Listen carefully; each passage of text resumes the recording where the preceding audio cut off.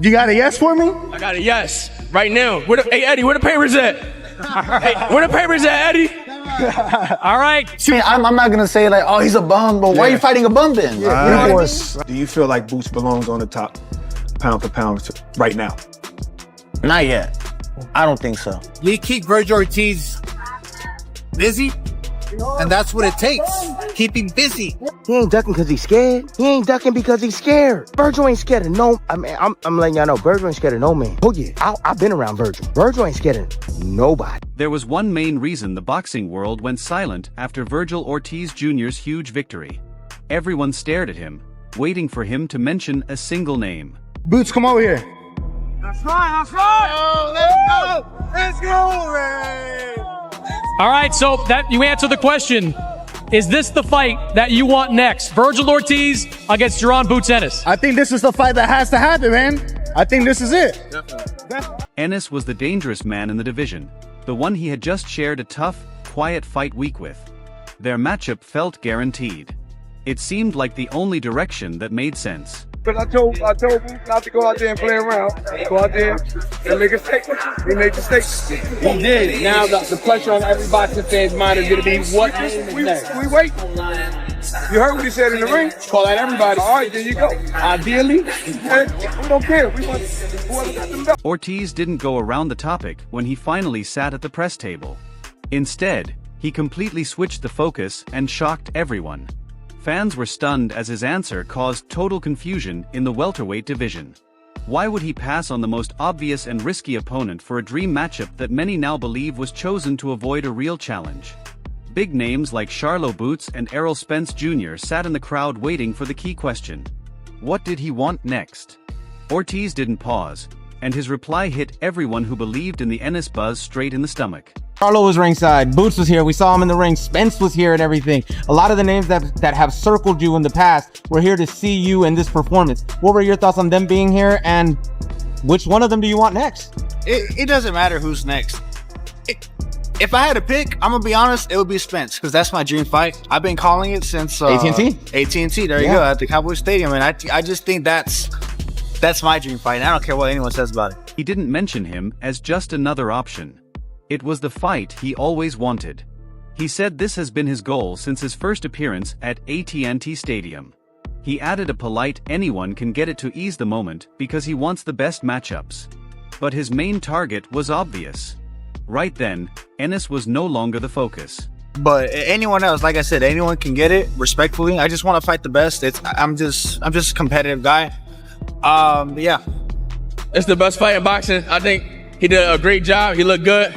But I'm going to show the world why I'm the best in the world. And I'm going to show his team. They've been talking all crazy. They've been talking crazy. And I'm going to back it up. And I'm going to show the world why I'm the best in the world.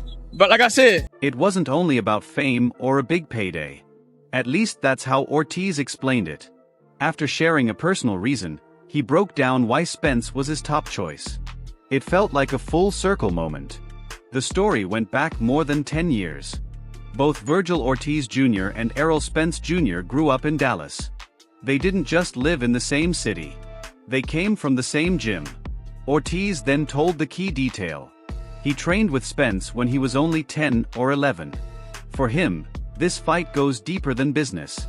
It's about his journey. It's about memories. And it's about facing the man who used to be his local hero. I just saw Frank, and he said you guys are still working together, you and Frank? yeah. You coming back, man? No? But Frank, okay. But Frank says he's got some big plans for next year. Yeah. Oh, yeah, for sure. Not right now. I just, like you said, we have so many people right now, and I'm not knocking him as a future fight I see with him, for sure. You know, I give my opponents or future opponents props because it just makes me look better. Ortiz was lost in his dream matchup, but one issue still hung over the room. Someone had to bring up Jaron Boots Ennis, and Ortiz's tone changed the moment the name came up. His energy dropped. The excitement faded and a colder attitude replaced it. When asked if Boots had weaknesses, he gave the simplest answer possible. We all have weak spots. He added nothing more. He didn't continue. It became clear when he said Boots was a future fight, not the next one. It wasn't a slip.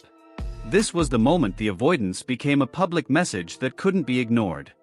That's not a question for me. That's my manager right there. That's not my job. I don't know how much money. The reason why I asked that is that, let's be real, the amount of money fighters make a lot of times determine if fights are gonna happen or not, right? Yeah. Because if fighters say, yo, I'm not gonna fight this guy for this much. Yeah. Or I need this much. And I think it matters to a certain extent. You don't want to fight no one for free or whatever, which it's not gonna happen. Right. But I do think that people outprice themselves sometimes. Yeah. Whether it's to duck or whether they feel like they deserve more genuinely or what, I really don't know. But yeah, because people have value. You have value. I'm worth a certain amount. Is there a number that you would say, nah, that's too low? 2 million. That's too low. Too low. Yeah. Okay. All right. Just wanted to see, where you at. Oscar, you said some things up there. You said some things up there that I think that some of the fans may get troubled by, because it's like, this fight is right here waiting to happen. Let's not talk about money.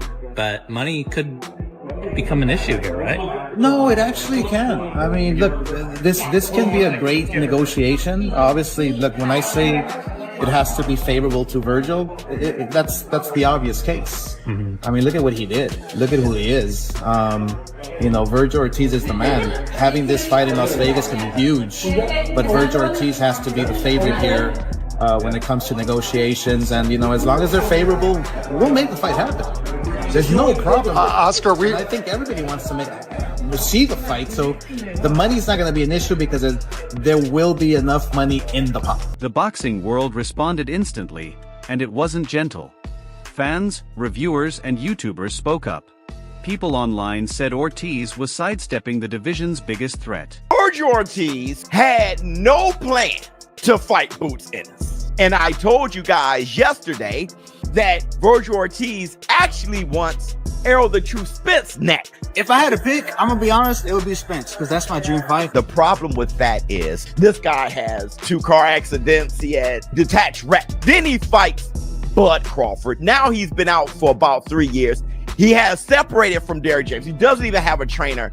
And we supposed to get hyped up for a possible bout with him and Vergil Ortiz. Vergil Ortiz just knocked out Erickson Lubin in the second damn round. We would like to see who Errol Spence trainer is. We'd like to see how well Errol Spence has recovered. And we'd like for him to dust off some cobwebs before he jump in the ring with Vergil Ortiz. It's no disrespect towards Errol the True Spence, but let's be practical here. We want the best to fight the best at their best. The story formed quickly. Ortiz was turning away from the only fighter who could truly challenge him. You think he wants the fight? I don't think he want to fight right now. I don't think, because I'm looking at all the stuff coming up on the Instagram and all that stuff. Like he want to fight Spence. Spence, what he say? He want to fight Spence. He didn't want to fight Boots at that time. So I don't know what they doing. He's not 100% sure that Vergil going to take the fight. You know what I mean? If not, we just going to move on. We're going to move on to, what's that?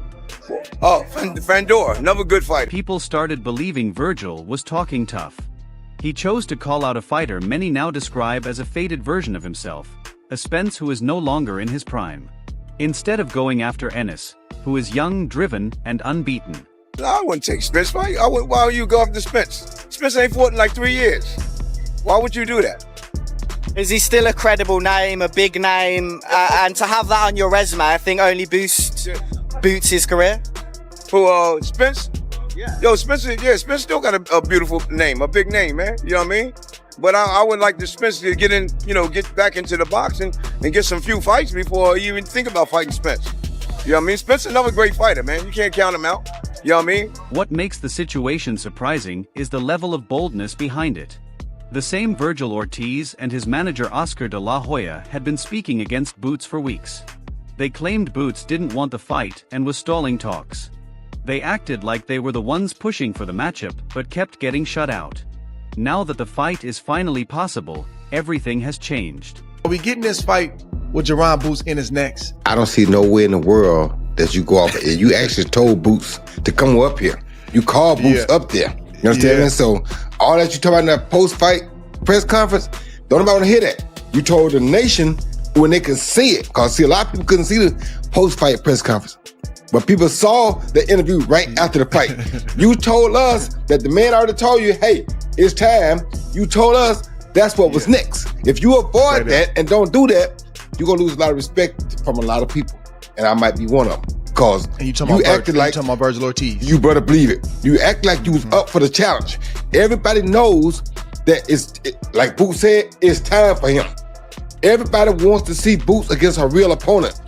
Vergil, you're peaked right now. You're the best option to make us, to let us figure out all the answers that we want to know about Boots Ennis. And you're going to go say about Errol Spence and somebody else? We don't want to hear that. I definitely don't want to hear that. You told us on national TV after the fight that you wanted to do exactly what that man said. That man told you, well, that's what I want to see. I don't want to see you do nothing else right now. You can come back and go to Earl later. You can come back and go to Crawford later if Crawford chooses to do that.